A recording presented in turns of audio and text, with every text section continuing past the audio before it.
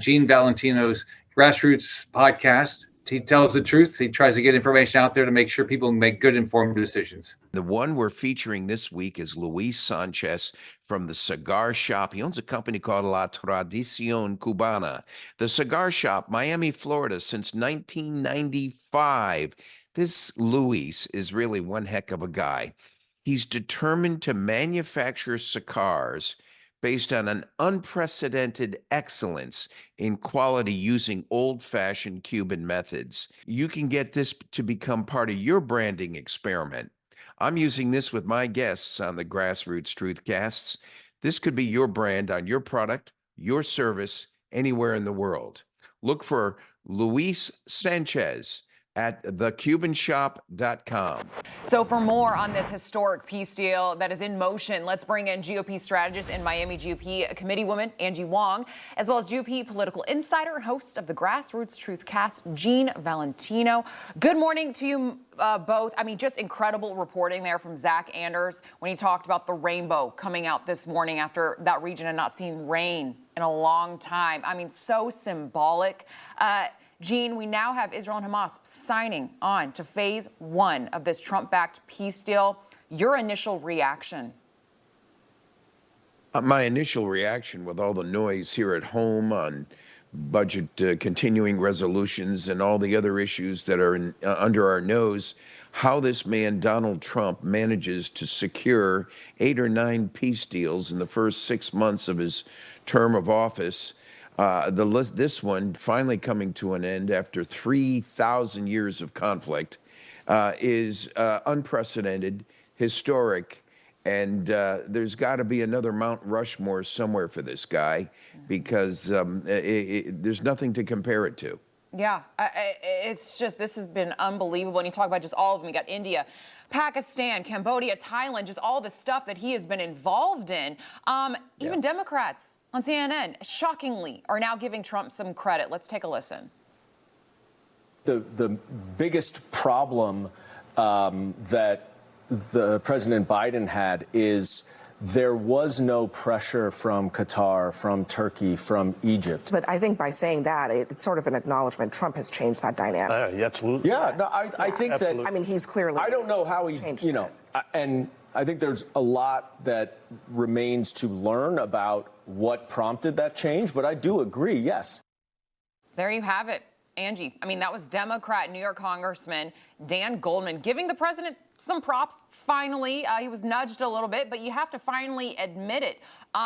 When it comes to what he's been able to do in just 9 months on the international stage, do they finally have to kind of open their eyes at this point and say, yeah, Trump has accomplished a lot when it comes to these international issues that are going on? Yeah, Democrats are tongue-tied. They don't know how to respond to this because it's been so much. And this is something that everyone should be congratulating around the world.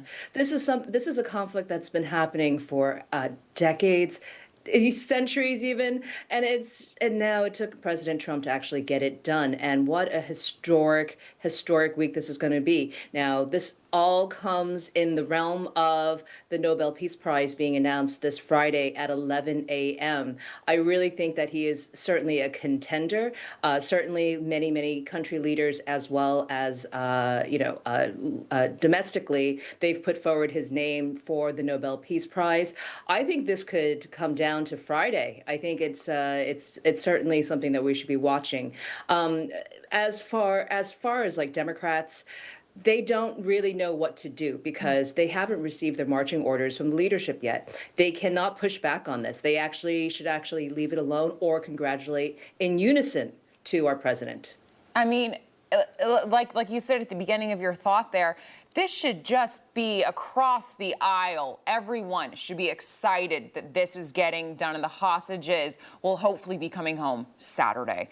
But moving on a little bit back here stateside. So the president holding a roundtable meeting yesterday with members of his administration and other experts. Let's take a listen to his comments on going after the group that he's now declared a terrorist organization. The epidemic of left-wing violence and Antifa-inspired terror has been escalating for nearly a decade. At universities, Antifa has organized riotous mobs to attack campus speakers. I see it all the time. And these are agitators anarchists, and they're paid, but they have been very threatening to people. But we're going to be very threatening to them, far more threatening to them than they ever were with us, and that includes the people that fund them. I mean, Gene, I think this is fantastic. For so long, the left have been saying Antifa is just, it's an idea. They don't actually exist. Yet, I mean, as we're showing our audience right now on our screen, they are violent. They spit on our officers. They physically attack our officers. What do you make of the way that the president is now trying to just root out what he now is deeming domestic terrorism? Well, the politician will tell you what you want to hear, but the leader will tell you what you need to know. And Donald Trump is not following in some lockstep Democratic type mantra of leadership.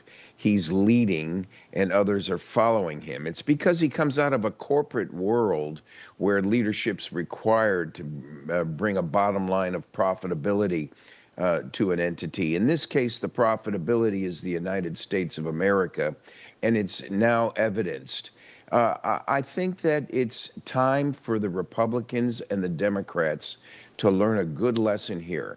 The lesson is that we can have our political differences within our political party system, but when we get on the House and Senate floors, we must legislate and act on behalf of the greater good of the nation, not Nancy Pelosi and Chuck Schumer and Hakeem Jeffries. We must lead and come up with our decisions based on what's in the greater good of the nation. I hope the message from the Donald Trump administration and the future of this nation is that we've got to come together in true bipartisanship, not just talk about it. And that's what I take from this.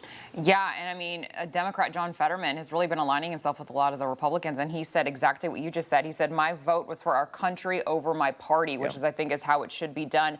Angie, I'm going to give the last thought to you on this. Yeah, I'm very happy to see that President Trump is finally labeling Antifa as a terrorist group. For a long time, we were told that these were protesters. I don't see anything about protesting here, not when it comes to violence, when it comes to burning flags, when it comes to shoving people and causing violence and standing in front of cars. These things are violent acts. I'm very happy to label it because now he has more powers to go and arrest. Yeah, exactly. Finally, they have a label, and it's the label they deserve. Angie Wong, Gene Valentino, thank you so much for joining us this morning. Really appreciate your time. Thank you. Thank you.